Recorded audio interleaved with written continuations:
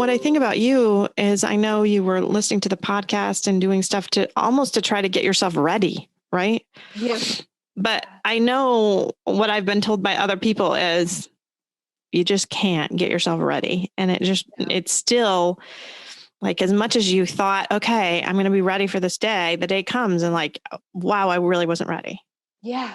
Yeah. It's so true. I mean, yeah, we were, listening to your podcast and doing a ton of reading. And, I was talking to my counselor who I had been, had a relationship with while Miles was sick. And, you do all of these things.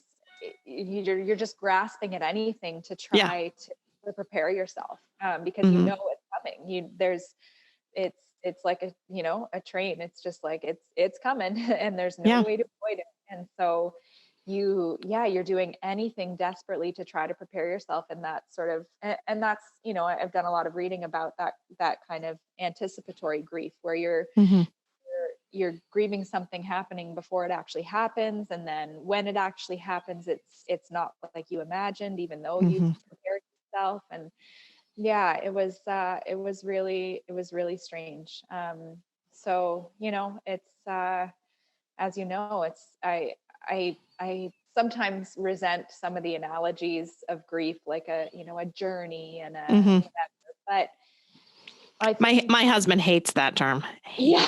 He hates the term journey, and I tend to use it because there isn't much better. I just feel like I've tried to search for a better term.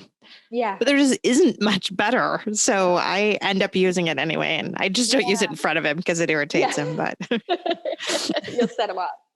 Right.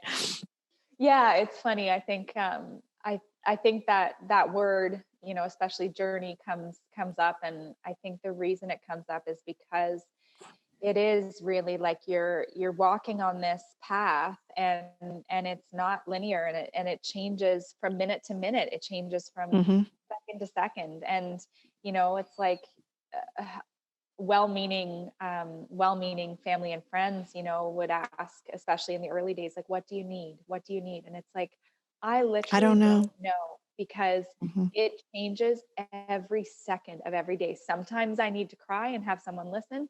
Sometimes I need to escape and not talk about it.